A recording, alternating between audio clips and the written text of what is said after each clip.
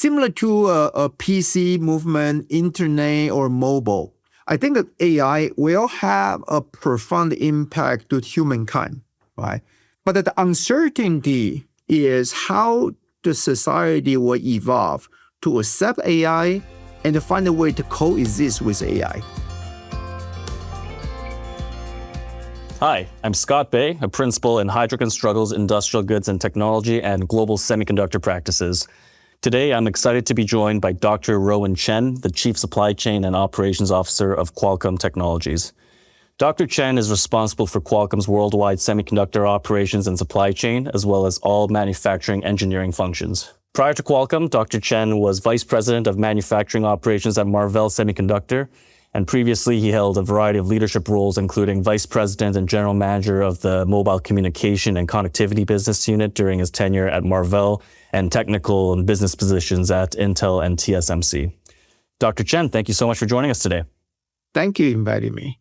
So to kick us off, for the benefit of our listeners who may not be as familiar with this industry, can you define the concept of a fab versus fabless semiconductor company, and how is the management of the supply chain nuanced between the two? First, let me tell you, fab, that was a terminology in our industry represent factory. So when you keep talking about fabless, it means the company without the manufacturing facility. There's another term you're going to hear a lot. Okay, one is the fabless industry.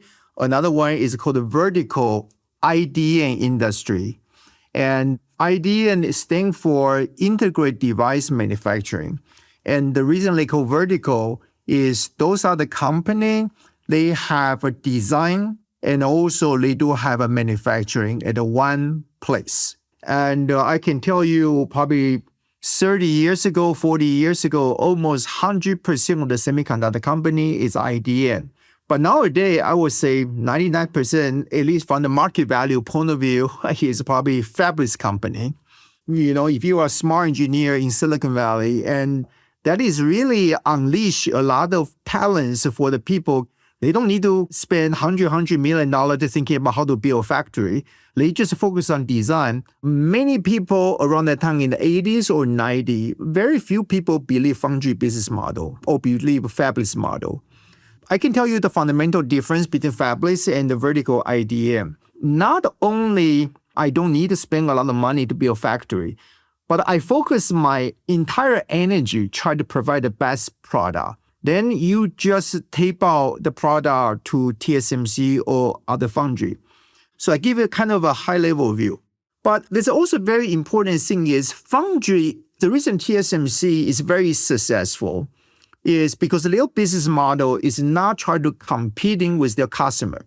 So they are only focused on manufacturing. They provide the best yield, the best cost structure for their customer, but their business model is not trying to competing with their customer. We call pure play foundry. And as I mentioned to you previously, foundry business is extremely capital intensive business. They have to spend hundreds billion dollar to build capacity for next 1 or 2 or 3 years for the entire industry based on everybody's forecast. So this is an interesting business model. I never see any business model like this one. But today, you probably look at the tech industry, fabless industry, including NVIDIA, including Broadcom, including Marvell, including Qualcomm, even Apple, is probably represent the most vibrant semiconductor segment. This is the background of our industry. Thank you for the great summary. And this is usually where I start when educating even my colleagues at Heidrick on the fundamentals of the semiconductor value chain. So this is a great way to kick off our discussion. Now, when we previously spoke, you've talked about the concept of the Semiconductor Trilemma, which I thought was a simple but brilliant framework describing the challenge that chip leaders face. Can you share with our listeners what that leadership trilemma is in this industry, and what do you feel are critical traits for leaders to effectively manage it? The semiconductor trilemma is that every semiconductor company, particularly if you are running operation, and you are pursuing 3 very important KPI. One is you want to pursue the most advanced technology, number 1. Number 2, you want to have a lowest cost.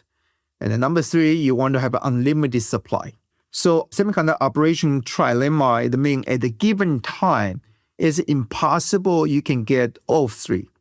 So that means you have constantly optimized all the three from time to time. That's what I call the semiconductor trilemma. Yeah, that's very insightful. I think we've seen companies in the semiconductor industry struggle who've tried to have it all as it pertains to the trilemma rather than focusing on how to best optimize these to determine what the competitive edge of their operation will be for the situation. So the next question here, the chip industry's certainly had a spotlight in different iterations throughout its existence, but perhaps none compares to the last 5 years where our reliance on microelectronics was exposed during COVID, and now with the boom of generative AI and a volatile supply chain with geopolitical tensions. So on that note, what learnings or advice do you have for leaders who are managing the current uncertain and volatile market dynamics as it pertains to the chip space? My advice is you always need to find a way to, quote unquote, enable flexibility, including supply chain diversification, also holding the strategic inventory, and make sure that you also align your inventory strategy to multiple scenarios, including tariff scenario, like semiconductor tariff enforced by either China or United States. And also you need to factor in the export control scenario. Some of the supplier, for example, in China, and if they are on the entity list, you need to run in a scenario that you either build more inventory or you have to diversify at a different country. So those are the key for, I call that enable flexibility. But somebody also would say that we can build a perfect planning system to deal with the uncertainty.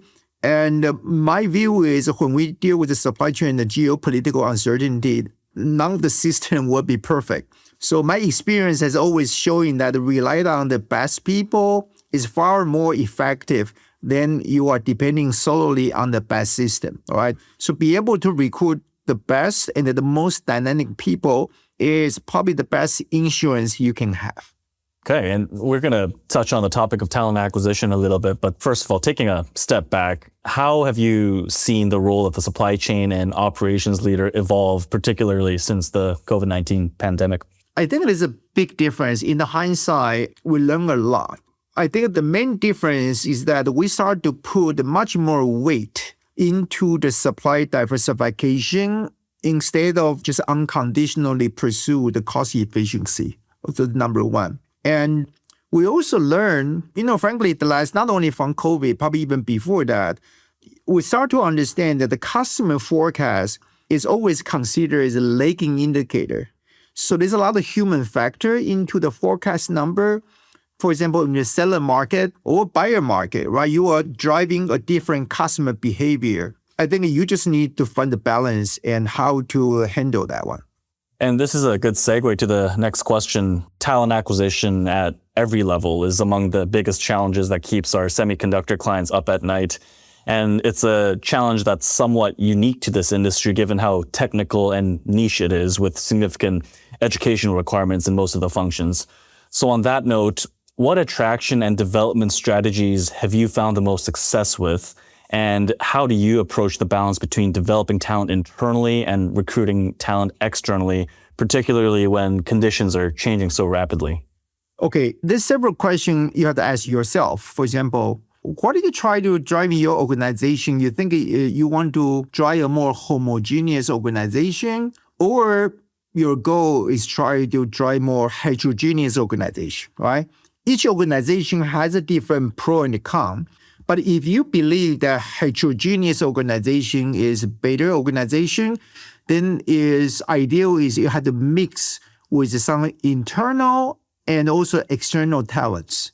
In my organization, I believe heterogeneous organization because I think it's the most powerful organization, but the overhead is you probably will spend more time to converge the cultural element, or number one.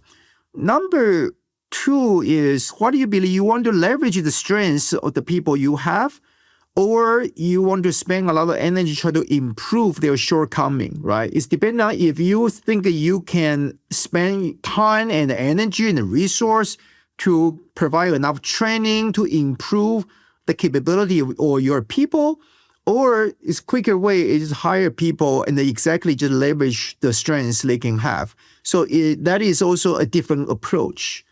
And also certain skill set, critical skill set can be developed internally or you have no choice but to go outside. We do have a lot of experience before and we find out, we look around and maybe the only way is to have this unique skill set. You only can go outside. And also rotation program, I think is good training. And I find out the rotation is very necessary. You want to incubate the future leader. But if you don't have an internal rotation, I will call external rotation is equally good. I do have some example that some of my guy, they quit the Qualcomm job and join other company. But after a couple of years, they decide to coming back. And I would say, well, it's also pretty good because they will bring outside knowledge back to Qualcomm. And I call that external rotation. So that is part of how to balance internal talents or external. I think generally speaking, finding an internal candidate is always a better approach than recruiting from outside. As a large company, it always takes a long learning curve for outsider to fit into the larger company culture. Unless you're running out of option, you have to go outside. And building on that, can you share with us your perspective on building a healthy organizational culture within your function and across the organization as a whole? And what does a healthy organizational culture look like at Qualcomm? I think Qualcomm is known for our consensus-driven culture. But there's some misperception. I think misperception about consensus. At Qualcomm, we are not unconditionally pursue consensus, right? Because there is always a two-sided equation. So consensus-driven culture will certainly enrich the teamwork. However, without knowing the balance, the consensus building also will create a very inefficient decision process. So everything will be very slow. I think the culture we try to incubate, its trick is how to find the balance. It's all about put the right people at the right time. So that means not necessarily you need to invite everybody to be a decision process. And also you have to assign a different weight applied to a different people. And you always need to be mindful that you invite people's opinion, but does not mean you're asking for their approval. Ultimately, that you are the leader, are the final decision maker, and you should not outsourcing the decision power. And I think that the worst nightmare I could have is something called groupthink. And I saw a lot of large company eventually follow the groupthink. I don't know if you notice what I mean is basically that you will join the meeting, you bring a lot of people, just make sure everybody will cover your blind spot. But if everybody is thinking about somebody else probably know the issue, frankly, I have no clue what they are talking about, then eventually you are going to make a decision based on that assumption. That might not be the best outcome.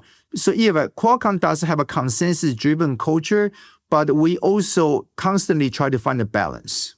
Excellent. And on to our final question of the podcast. The chip industry is evolving so rapidly and it's affected by so many external factors like the AI boom and geopolitics, as we previously discussed. What is your prediction for where the semiconductor industry will be in 5 years, and how will leaders need to evolve to manage through this change? Honestly, I don't think anyone in our industry knows how to predict 5 years from now. From the previous experience, frankly, I do not think semiconductor industry, have a capability even predict what 1 year from now. Okay, there's a very famous saying that the only thing we can predict is the fact that we cannot forecast. Okay, put the joke aside, there is a few mega trends we can foresee. First one is AI. Okay, similar to a PC movement, internet, or mobile. I think that AI will have a profound impact to humankind, right? But the uncertainty is how the society will evolve to accept AI and to find a way to coexist with AI. There is always a risk and opportunity, but my personal view is AI will bring more benefit to mankind than doing harm. This is my personal view. The other mega trend is deglobalization. I would say the golden era of globalization is forever gone. Frankly, I do not think anyone in our industry is prepared for the worst case scenario. The worst case scenario is the following. What if we are requested by our own government, we have to decouple the market to each other? For example, American company, you should decouple your market of China, or Chinese company decouple the market in the United States. Or the other extreme cases is like, what if China take over Taiwan?